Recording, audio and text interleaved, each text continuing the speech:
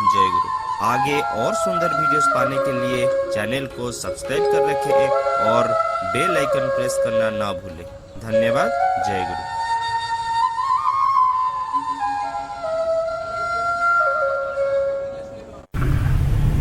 ଆମର ଦ୍ୱିତୀୟ ବକ୍ତା ଅଛନ୍ତି ଦେଓଘରର ସତ୍ସଙ୍ଗର ଆସିଷ୍ଟାଣ୍ଟ ସେକ୍ରେଟାରୀ ଏବଂ ସୁନାମଧନ୍ୟ ବକ୍ତା ଶ୍ରୀ ଶିବାନନ୍ଦ ପ୍ରସାଦ ସଭାପତି। ଆପଣମାନେ ସମସ୍ତେ विभिन्न ऋतिक अधिवेशन में वक्तृता शुणी समग्र भारत वर्ष में से जड़े विदित सुवक्ता जे कि बहु वास्तव धर्मी दिग पर आलोकपात कर मनुष्य को उद्बुद्ध प्रभावित करता। आज से आम गहण में उपस्थित अच्छा श्री शिवानंदा को बा राजुदा को मैं अनुरोध करी से विषय वस्तु पर आलोकपात करें।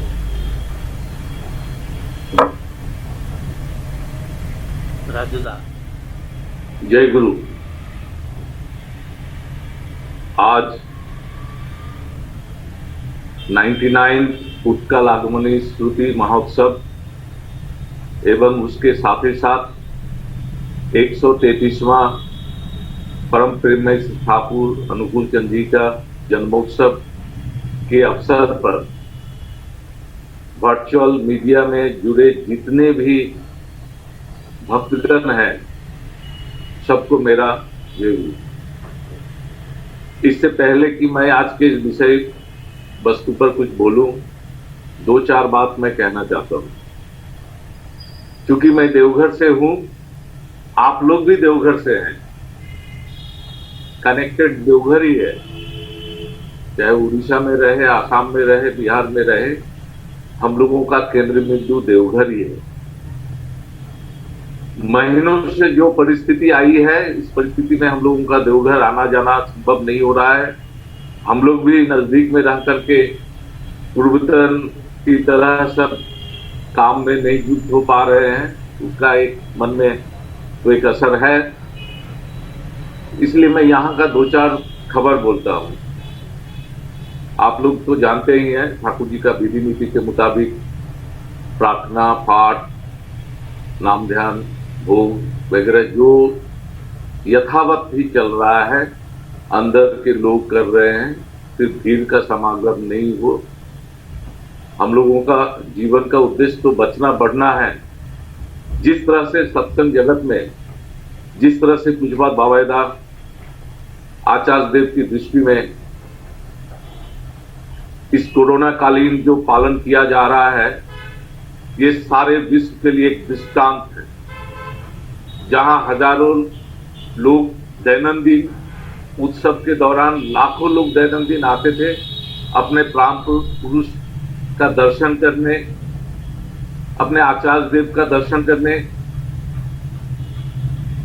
संग करने ठाकुर परिवार का, उससे वंचित होते हुए भी, मन में आकुति रहते हुए भी लोग इमोशनली कनेक्टेड हैं लेकिन फिजिकली नहीं आ पा रहे हैं।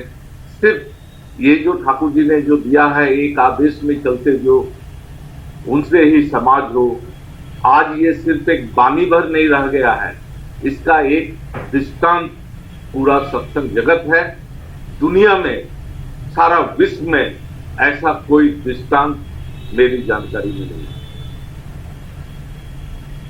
जहां तक उत्कल आगमनी स्तुति महोत्सव की बात है, मेरा सौभाग्य हुआ है आचार्य देव के बाद 2-3 साल पहले इस विषय में बात हो रही थी कि 100वां साल जब होगा इसको परिपालित करना होगा।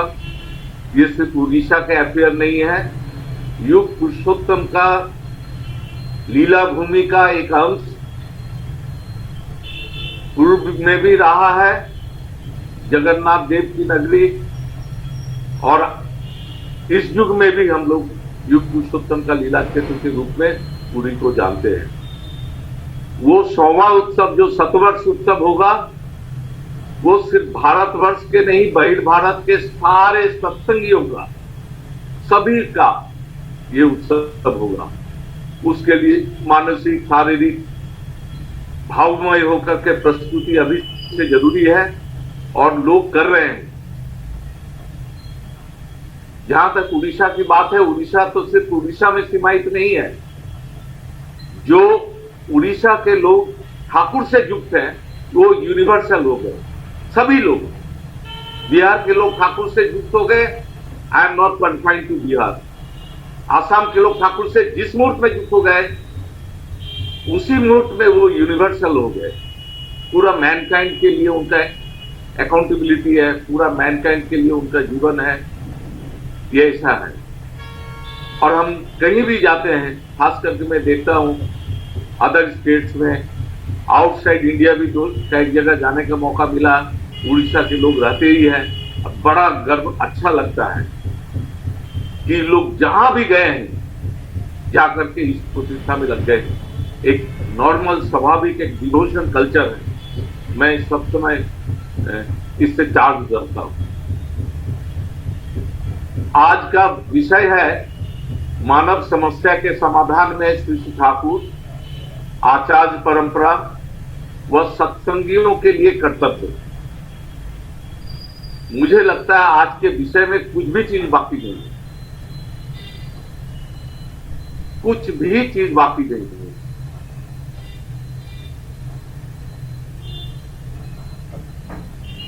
मैं इससे पहले कि इस विषय में दो चार बात आपसे कहूं, मैं समाज संदीपना का एक वाणी कल मैं देख रहा था, मुझे लगा कि हम लोग हर ये जो वर्चुअल उत्सव में ठाकुर जी का एक वाणी को लेकर के यदि हम सामने में रख करके उस पर यदि मैं अपना हैमरिंग करूं इमोशनल, कि वो मुझे state into motion on that वाणी कर देगा।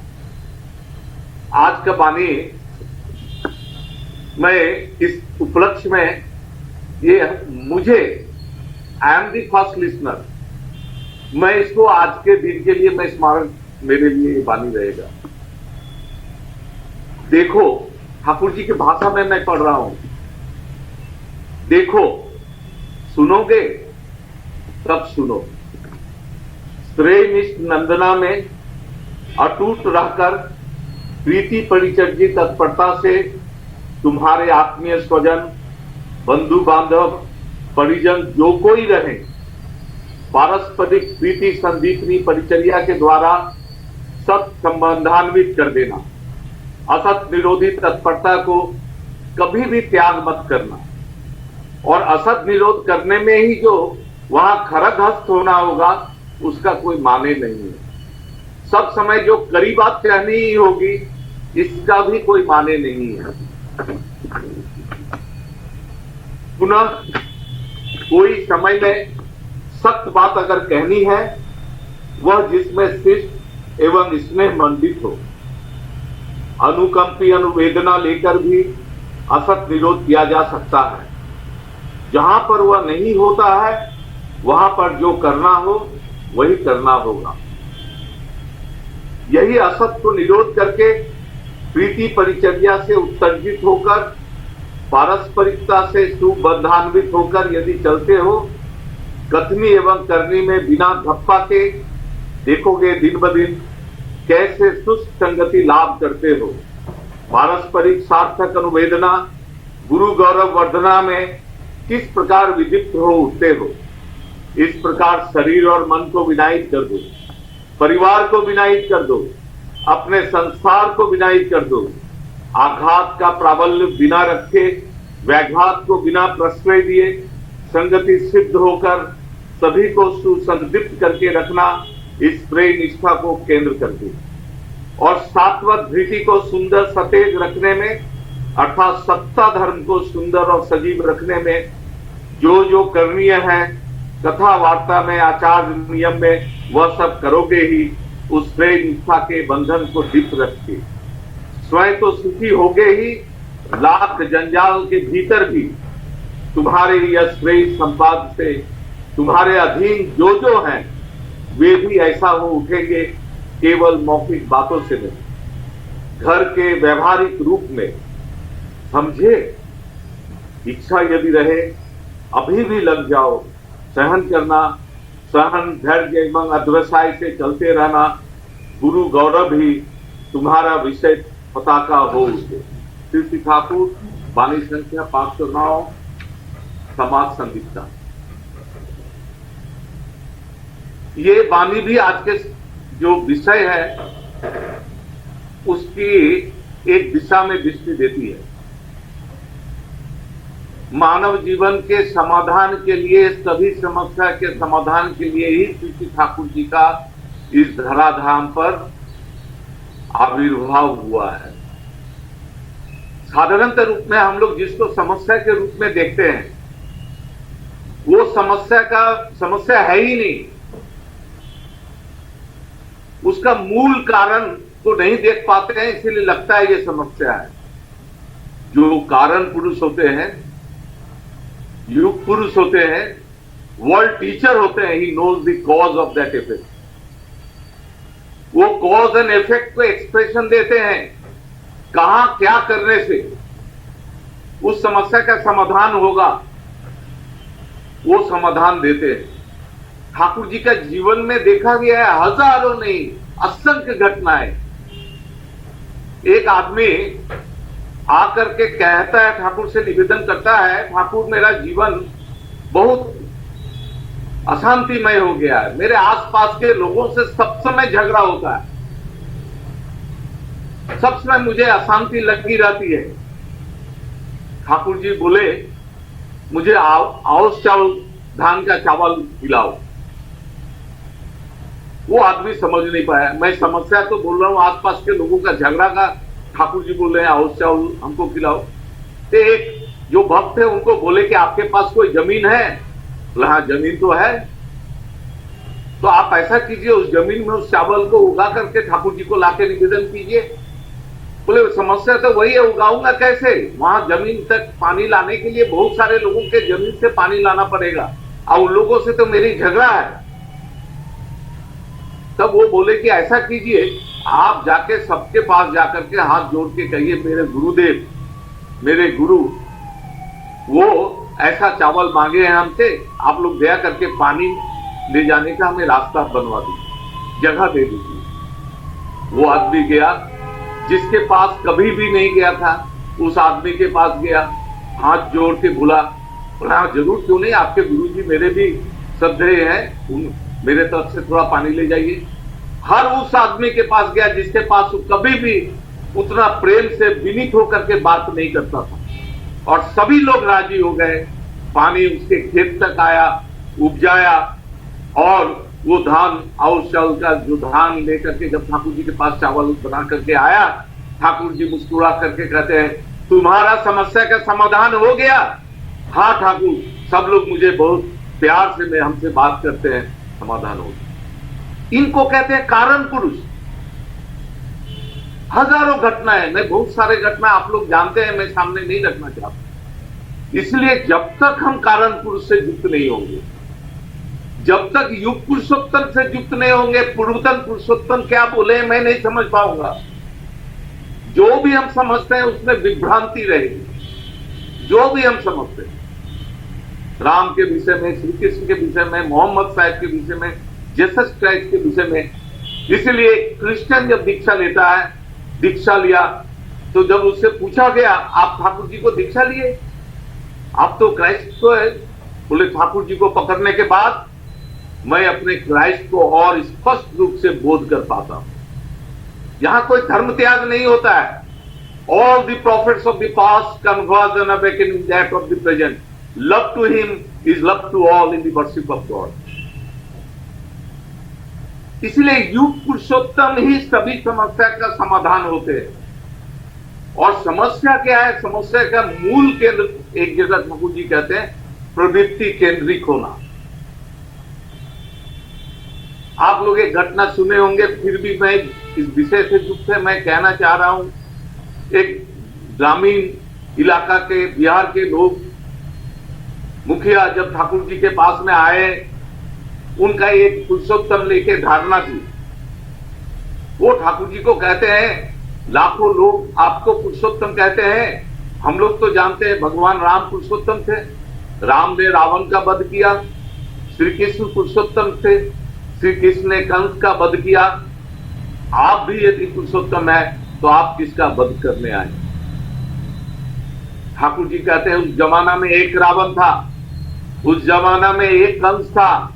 आज घर घर में जो रावण रूपी कंस रूपी प्रवृत्तियां पैदा हो रही है, जिस प्रवृत्ति से लोग घर घर में रावण और ये कंस हो रहे हैं, मैं उस प्रवृत्ति को ही बंद करने वश कराने के लिए आया हूं। हम लोगों का समस्या का मूल जो समस्या है प्रवृत्ति केंद्रितता। हर चीज में मैं क्या करता हूं, मेरी प्रवृत्ति के अनुसार से इंटरप्रिटेशन करता हूं। यदि मेरे जीवन में जीवंत आदर्श नहीं रहे तो मैं जितना भी कहूं, मैं फलाना इनको उनको मान के चल रहा हूं, लेकिन उसमें मैं प्रवृत्ति के कवल में कब्जे में आकर के ही चल रहा हूं। इसलिए जीवंत आदर्श का जरूरत होता है, युग पुरुषोत्तम का जरूरत होता है। युग पुरुषोत्तम से युक्त होने से मेरा विजन, मेरा देखना होता है। आज युक्त होने का मतलब है उनसे प्रेम करना, और प्रेम करने का अर्थ है उनके अनुसार से चलना। हम लोग जब दीक्षा लेते हैं, ठाकुर जी के मुताबिक चलने का संकल्प लेते हैं। यजन याजन स्तुति सोचते सदाचार, ये सब करते रहने से ही समस्या मेरे सामने में आएगी ही। हम आदमी हैं और समाधान भी आता जाएगा। लेकिन हम क्या करते हैं, अपने मुताबिक यजन को इंटरप्रेट कर देते हैं। नाम ध्यान करने के बाद कुछ कहा गया है, कर रहा हूं कुछ। याजन करने के विषय में कुछ कहा गया, कर रहा हूं कुछ। इष्ट विधि कैसे करना है, कर रहा हूं कुछ। ठाकुर जी कहते हैं तुम उनको अपने इच्छाधीन करने मत जाओ, तुम उनके इच्छाधीन हो, क्योंकि वे ही सुंदर है। हम लोग उन ठाकुर को इंटरप्रेट करते हैं।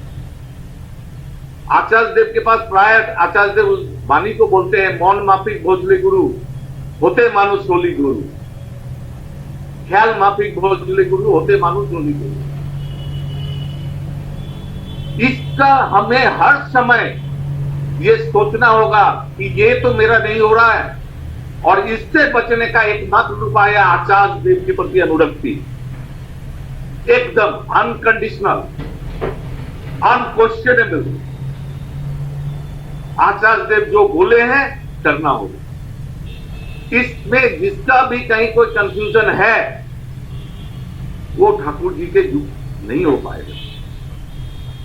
एक बार आचार्य देव बोल रहे थे, मैं अपने को ठाकुर जी के ठाकुर बाड़ी का, ठाकुर घर का एक दरबान समझता हूं। कोई आदमी ठाकुर जी का दर्शन करने यदि आता है, मैं दरवाजा खोल देता हूं। What A expression, what an expression.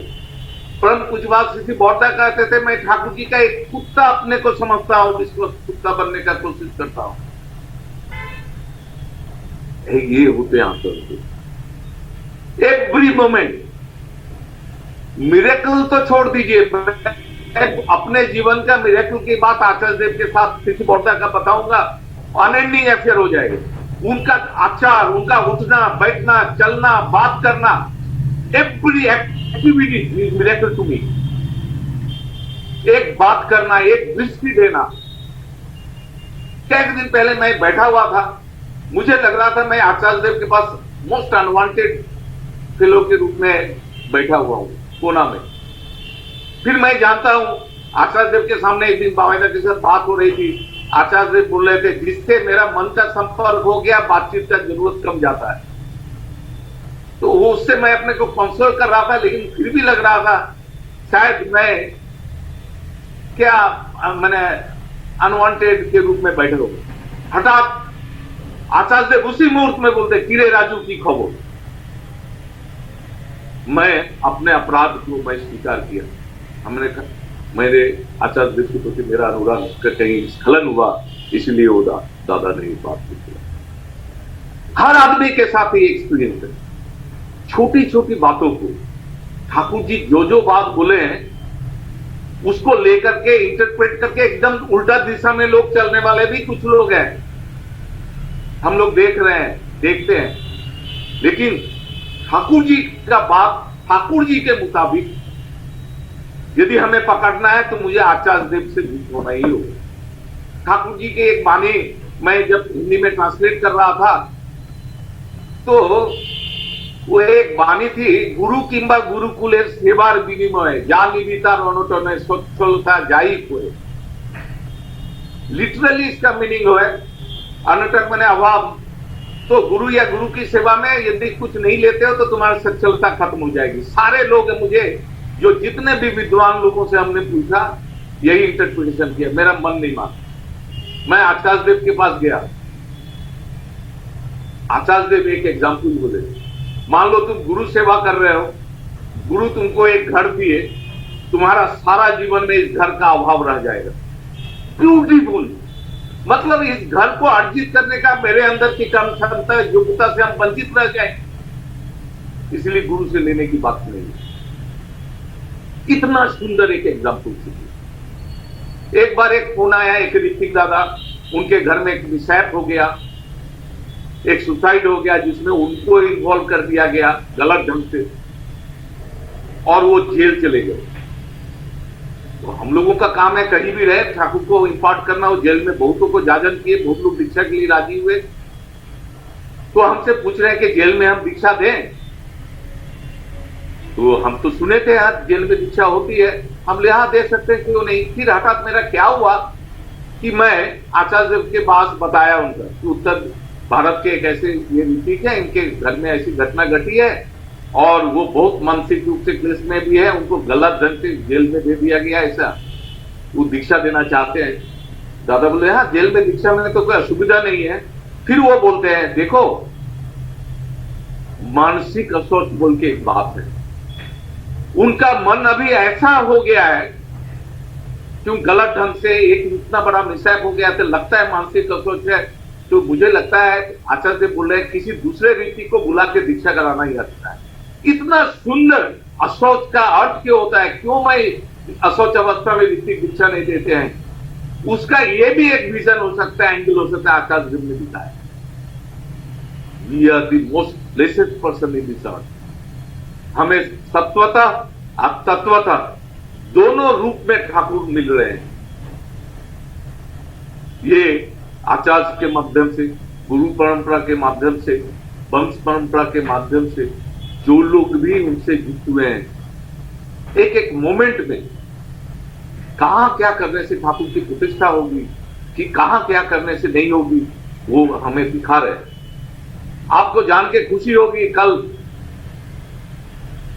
आचार्य देव के पास ही बात हुई थी, हाजीपुर बोल के एक जगह है पटना के पास, वहां वो लोग केंद्र बना के रेडी होकर के हैं। कोरोना काल है, कैसे क्या होगा, उद्बोधन करने का बात था। हमने निवेदन किया उस वक्त बावेदा के पास, बावेदा दादा के पास रखे, उसका वर्चुअल उद्बोधन कल हुआ। उसने सिपाहीदा बिंगीदा के प्रेजेंस में, यहां से इतना आनंद में सब लोग हैं, बहुत लोग, पूरे जगह के लोग सब उसको देखे, आनंद किए। ऐसे होता है इस प्रतिष्ठा। हर अवस्था में कैसे हम इस प्रतिष्ठा कर सकते हैं, इसका डायरेक्शन, इंस्पिरेशन हम लोग को आचार्य देव कुजवा बावेदा ठाकुर परिवार के माध्यम से मिला है। और आप लोग उड़ीसा में तो बहुत सौभाग्यशाली हैं, वहां प्रायः ये लोग जाते आते रहते हैं। जितना संग किया जाए, उन लोगों के प्रति जितना अटैचमेंट डेवलप किया जाए, उतना ही वो अटैचमेंट ठाकुर जी की ओर बोल्ड करेगा, उतना ही इस स्वार्थ प्रतिष्ठा को फुलफिल करेगा। इसलिए ये जो बात है, सत्संगी के लिए कर्तव्य क्या है? सत्संगी का कर्तव्य है ठाकुर की विधि नीति को, जजन जाजन स्मृति स्तुति सदाचार को ठाकुर के मुताबिक मान के चलना। और ठाकुर जी के मुताबिक मान के चलने के लिए आचार्य देव के संग लेकर के, उनका इंस्पिरेशन लेकर के, उनसे अटैचमेंट लेकर के ही चलना। यदि हम नहीं चलते हैं, ठाकुर की विधान विनायक में भी भूले हैं, यदि एक ऐसा श्रेय के संग अपने साथ जुट होकर के नहीं चलते हो, अनुगत होकर के नहीं चलते हो, तो उन ठाकुर के नाम पर चलते चलते कब जो प्रवृत्ति के कबल में पड़ के किधर चले जाओगे तो ठीक है। उसका दृष्टांत भी हम लोग बहुत सारे लोग देखे हैं। श्री ठाकुर का संग किया हुआ आदमी भी यदि श्री बोरदा के साथ युक्त नहीं रहा, वो एकदम छिटक गया, उसका था पता कहीं आप खोज के नहीं मिलेगा।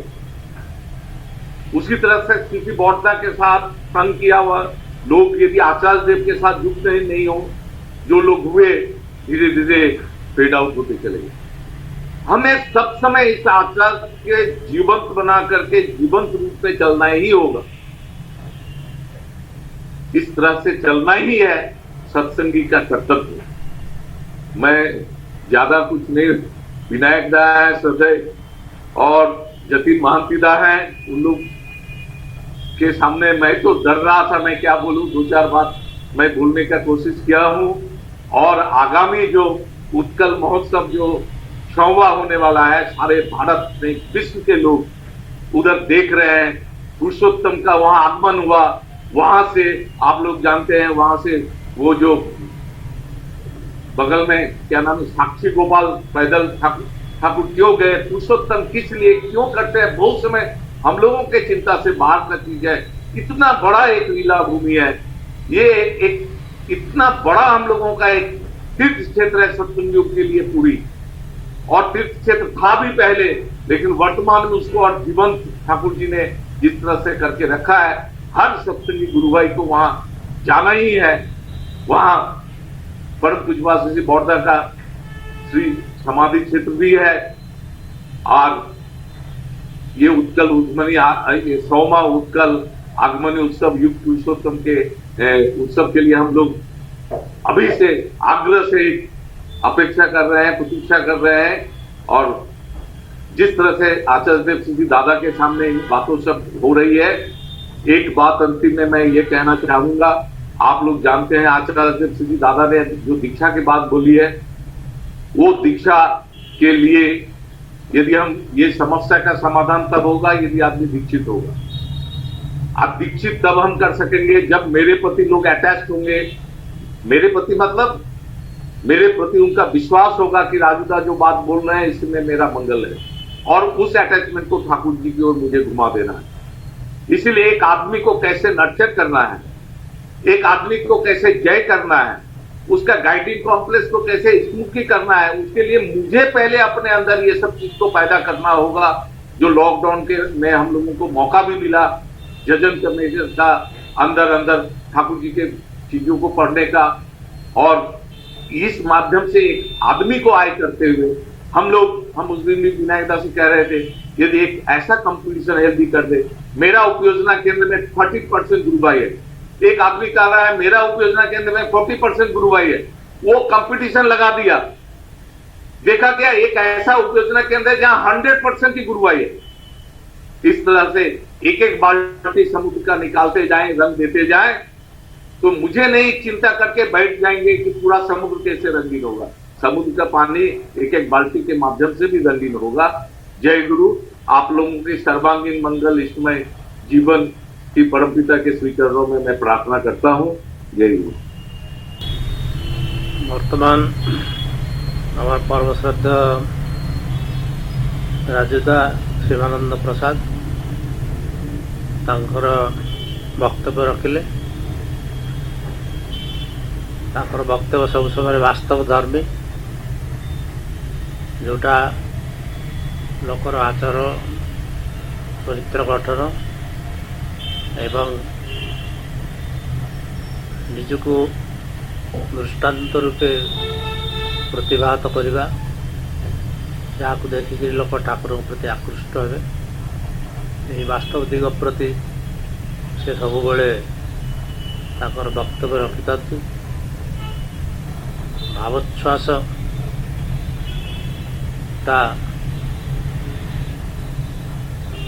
ବାସ୍ତବରେ ଭାବୋଚ୍ଛ୍ୱାସ ହେବା ଦରକାର। ଆଉ ଭାବ ମାନେ ଠାକୁର କହୁଛନ୍ତି ଯେ ଟୁ ବିକମ୍, ତେଣୁ ହେବାର ଯେ ଉଚ୍ଛ୍ୱାସ, ସେଇ ଉଚ୍ଛ୍ୱାସ ଯଦି ନଥାଏ ତାହେଲେ ଭାବୋଚ୍ଛ୍ୱାସ ହାୱାରେ ଭାସି ଚାଲିଯାଏ। ଏବଂ ଶିବାନନ୍ଦ ଦା ସେଇ ରକମ ବକ୍ତବ୍ୟ ରଖନ୍ତି ଯେଉଁଟା ହାୱାରେ ଭାସି ଯାଏ ନା, ଯେଉଁଟା ମାଟିକି କାମୁଡ଼ିକିରି ପଡ଼ି ରହେ। ସେ ତାଙ୍କର ମୂଲ୍ୟବାନ ସମୟ ଦେଇଥିବାରୁ ତାଙ୍କୁ ମୁଁ ଧନ୍ୟବାଦ ଦେଉଛି।